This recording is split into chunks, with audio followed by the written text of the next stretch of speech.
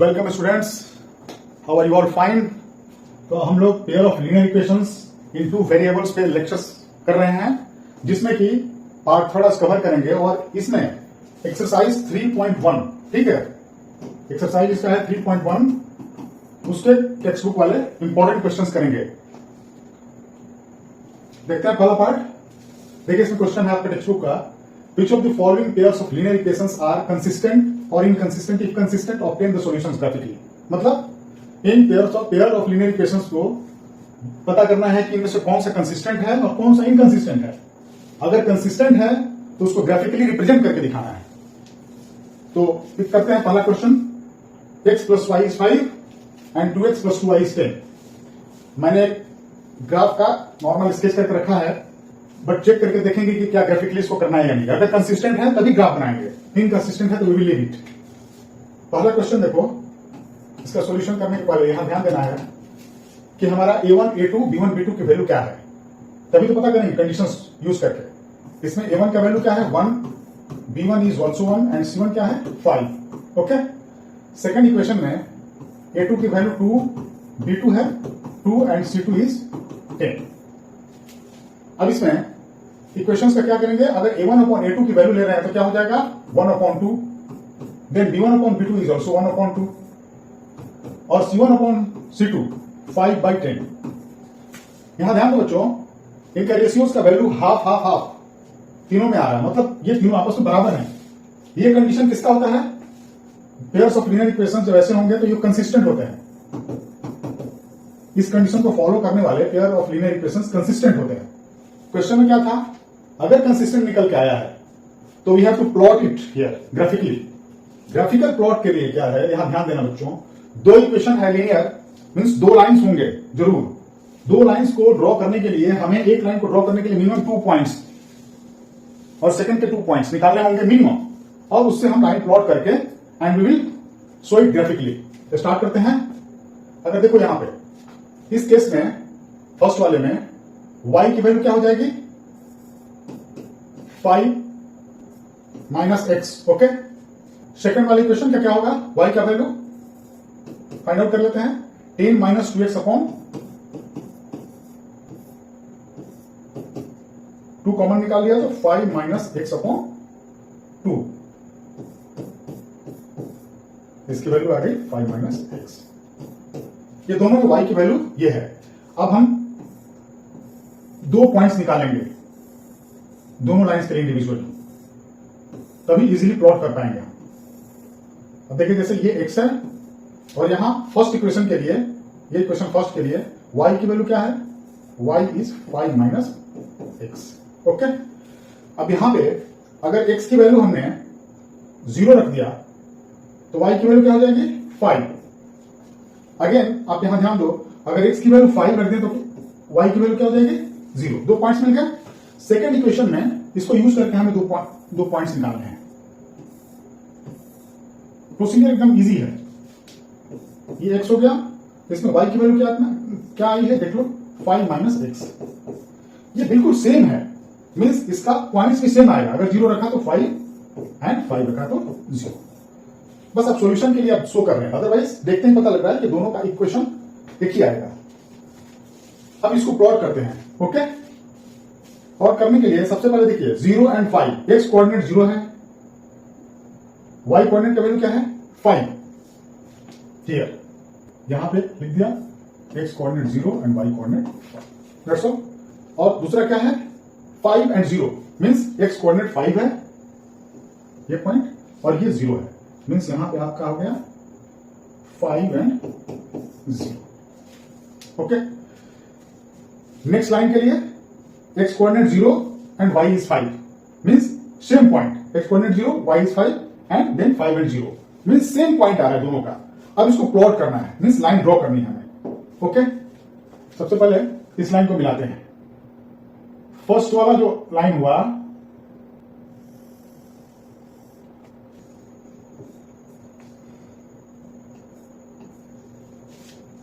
ठीक है, और सेकंड वाला लाइन भी इसी पे आएगा। ठीक है, सेकंड वाला लाइन भी इसी को कोइंसाइड करेगा, क्योंकि इन्फिनिटी मेनी सॉल्यूशंस इसका होता है। तो इसको मैंने यहां शो कर दिया, एक दूसरे को ओवरलैप कर रहा है। इस तरीके से graphically we can represent the two lines. Okay, next करते हैं क्वेश्चन। इस क्वेश्चन में देखो, जो इक्वेशन है a1 का वैल्यू है 1, b1 -1, c1 कितना है +8, a2 है 3, b2 की वैल्यू -3 एंड c2 इज 16। यहां निकालते हैं, ये देखिए a1 अपॉन a2 अगर है तो 1/3, then b1 upon b2 -1 upon -3 and c1 upon c2 8/16। अब ये देखो यहां पे, ये a1 upon a2 is equal to b1 upon b2 is not equal to c1 upon c2, because ये 1/3 है और ये 1/2 है, ये आपस में बराबर नहीं है। तो ये कौन सा पेयर बनता है? इनकंसिस्टेंट। क्वेश्चन में क्या दिया था कि अगर इनकंसिस्टेंट है तो ग्राफिकली रिप्रेजेंट नहीं करना है, कंसिस्टेंट वैल्यू करना है, मींस ये ग्राफ हमें शो नहीं करना है। ठीक है, ओके, इसकी रिक्वायरमेंट नहीं थी। Third question very easily solve कर सकते हो आप लोग। इस क्वेश्चन में भी a1 पार्ट है 2, b1 is 1, c1 -6, then a2 +4, b2 is -2 and c2 is -4। इसको भी सोल्व करते हैं। a1 अपॉन a2 क्या होगा 2/4, देन b1 अपॉन b2 -1/2। यहां आगे बढ़ने की आवश्यकता नहीं है, बिकॉज ये दोनों जो है आपस में बराबर नहीं है।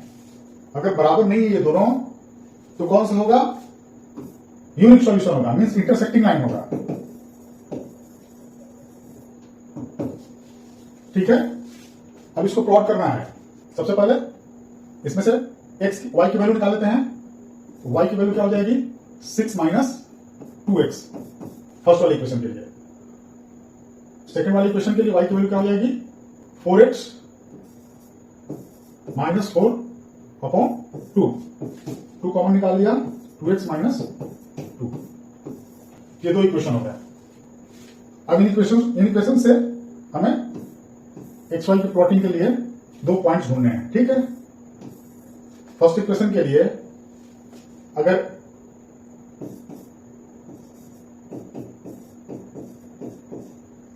मान लो पहले इक्वेशन में मैंने x का वैल्यू 3 रखा, तो दूसरे में क्या हो जाएगा? 0। देन सेकेंड में अगर x की वैल्यू 0 रख दिया, ठीक है, तो इसका वैल्यू क्या आ जाएगा? 6।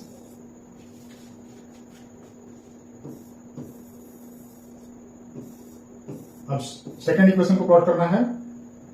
x एंड y की वैल्यू क्या है? 2x -2। यहां अगर x का वैल्यू 0 रखा मैं, 0, क्या हो जाएगा? y का -2। अगर 1 रखा तो, अगर 1 रख दिया तो क्या हो जाएगा? 0। अब इसको प्लॉट करना है। ठीक है, फर्स्ट केस में 3 0 0 6, x की वैल्यू 3 0, यहां लिख दिया 3 0। ये पॉइंट मिल गया मुझे।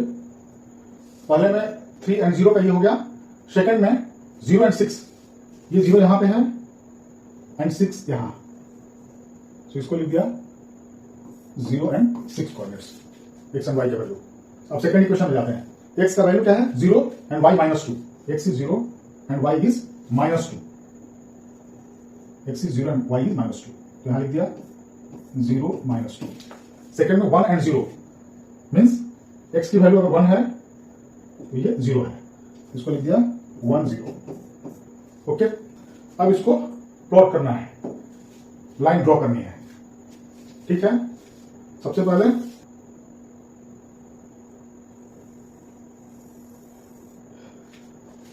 और सेकेंड लाइन कहां होगा? ये 0 6 वाली, 0 6 एंड दिस वन 3 0।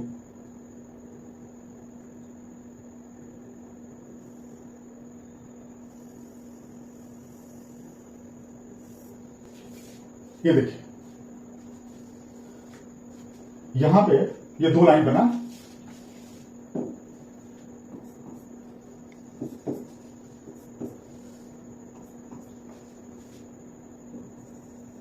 ये एक दूसरे को आपस में इंटरसेक्ट करेंगे, जो कि इंटरसेक्टिंग लाइन होगा। इस तरीके से इसे ग्राफिकली इसको रिप्रेजेंट करेंगे। ठीक है,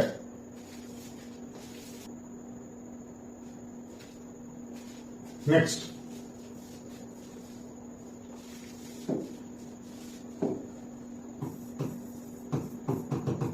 इस क्वेश्चन में क्या दिया हुआ है, half the perimeter of a rectangular garden whose length is 4 metre more than its width is 36 metre, find the dimensions of the garden. Question में क्या दिया है कि एक रेक्टेंगुलर गार्डन है, उसका लेंथ 4 मीटर ज्यादा है उसके विड्थ से, और हाफ ऑफ पेरीमीटर की वैल्यू जो दी हुई है वो 36 मीटर है। तो हमें डायमेंशंस निकालना है, length and breadth. X y में मान लेते हैं हम लोग, suppose let the length be x metre and width y metre respectively. Okay, अब इसमें बाय क्वेश्चन क्या है, लेंथ 4 मीटर ज्यादा है विड्थ से, means x is y plus 4। इसका मतलब क्या होगा, x की जो वैल्यू आई क्या हो जाएगी, x minus y will be 4। एक इक्वेशन ही हो गया। सेकंड में इसका हाफ ऑफ पेरीमीटर का वैल्यू दिया हुआ है। हाफ ऑफ पेरीमीटर क्या होगा, x प्लस वाई, ये वैल्यू है 36 मीटर। अब हमको इसको ग्राफिकली शो करना है और इसकी वैल्यू फाइंड आउट करनी है कि क्या वैल्यू होगा इसका। सबसे पहले ग्राफिकली करने के लिए हमें इन दोनों इक्वेशंस के लिए दो लाइन ड्रॉ करनी होंगे, तो हमें एक्स वाई कोऑर्डिनेट की वैल्यू भी निकालनी होगी। ठीक है, माइनस वाई की वैल्यू है 4, x minus y is equal to 4। इसका मतलब क्या होगा, y की वैल्यू क्या हो जाएगी, x माइनस 4। ओके, दूसरा पार्ट क्या था इसका, x plus y 36, x plus y is equal to 36, y की वैल्यू क्या हो जाएगी 36 माइनस x। अब इन दोनों के लिए दो पॉइंट्स x एंड y का निकाल लेते हैं हम लोग और उसी को ग्राफिकली प्लॉट कर देंगे। यहां y की वैल्यू क्या है, x माइनस 4। सेकेंड इक्वेशन के लिए देखो, y की वैल्यू क्या है 36 माइनस एक्स। अब पहले केस में अगर x की वैल्यू 4 रख दिया, ठीक है 4, तो y की वैल्यू 0 हो जाएगी, और अगर x की वैल्यू अगर 0 रख दिया तो y की वैल्यू माइनस 4 आ गया। सेकेंड इक्वेशन के लिए ये 36 है, इसको स्मॉल करना है। अगर हम यहां 16 रखते हैं तो ये हो जाएगा 20, और अगर यहां हम 20 रखते हैं दिस पार्ट विल बी 16। दो पॉइंट मिल गया। अब इसको प्लॉट करने की कोशिश करते हैं। ठीक है, अब देखो बच्चों, ये छोटा किया हूं तो इसके लिए हम मान लेंगे यहां पे 1 unit is equal to 4 metre. 1 unit को 4 मीटर लेंथ मान लिया। ठीक है, और इसको सेम वे में ये हो जाएगा 4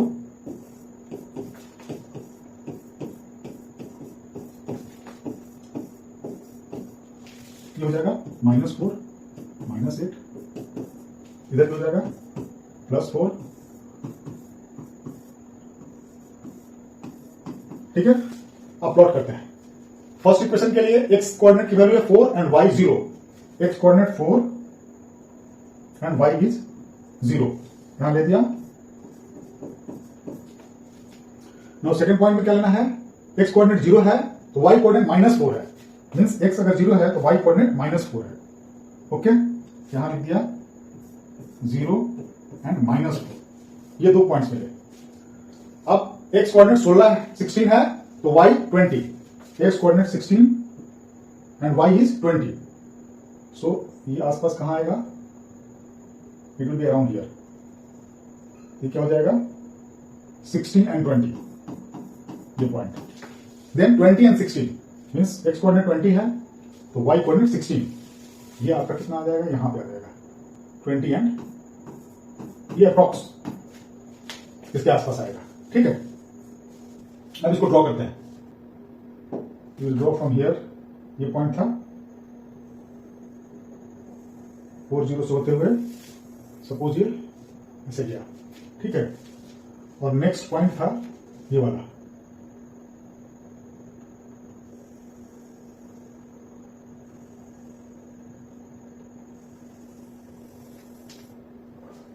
ये देखो अप्रोक्स ये पॉइंट मिल रहा है हमें यहीं पे 2016 ऑटोमेटिकली मिल रहा है। अब सपोज ये दो लाइन्स है,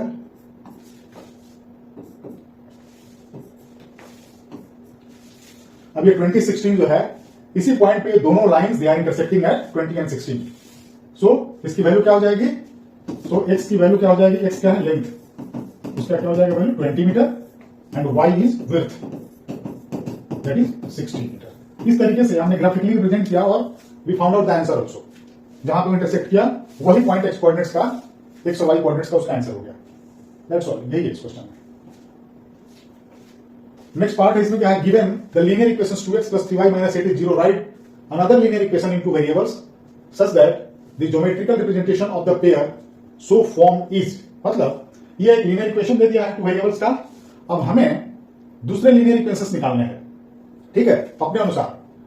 लेकिन इसमें फॉर इंटरसेक्टिंग लाइंस के लिए अलग इक्वेशन होगा, पैरेलल लाइंस के लिए अलग फाइंड आउट करना है, एंड कोइंसिडेंट लाइंस के लिए अलग, using this pair of this equation. So the first part we will take for intersecting lines. So intersecting lines के लिए क्या होगा बच्चों? यहां पे a1 की वैल्यू क्या है?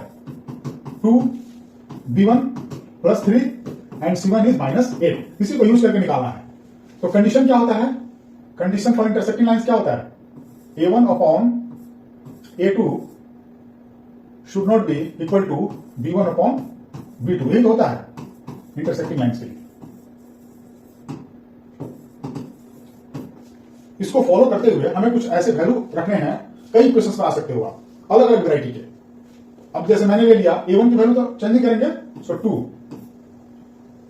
अब इसमें डिफरेंट वैल्यू लेना है। मान लो मैंने 3 ले लिया, फिर b1 की वैल्यू 3 है, मैंने यहां पे 2 ले लिया। अब देखो 2/3 इज नॉट इक्वल टू 3/2, ये इक्वेशन एक इक्वेशन बन जाएगा इससे। अब यहां पे क्या यूज करेंगे? सो इक्वेशन विल बी क्या बन जाएगा? x की जगह x के साथ जो कोफिशिएंट लगेगा वो 3 हो जाएगा। सो 3x प्लस y के साथ 2। अब यहां चूंकि c1 c2 का कोई प्रॉब्लम ही नहीं है, क्योंकि हमारा a1/a2 should not be equal to b1/b2 होना चाहिए। तो यहां मैं कुछ भी ले सकता हूं, आप भी कुछ भी ले सकते हो। मान लो मैंने +9 ले लिया, ठीक है। तो ये एक इक्वेशन फॉर्म हुआ फॉर इंटरसेक्टिंग लाइंस। ऐसे करके you can make so many equations. Now for second question, इसमें क्या है? पैरेलल लाइंस के लिए। पैरेलल लाइंस के लिए क्या होता है? कंडीशन क्या होगा पैरेलल लाइंस के लिए? a1 upon a2 should be equal to b1 upon b2 not equal to c1 upon c2।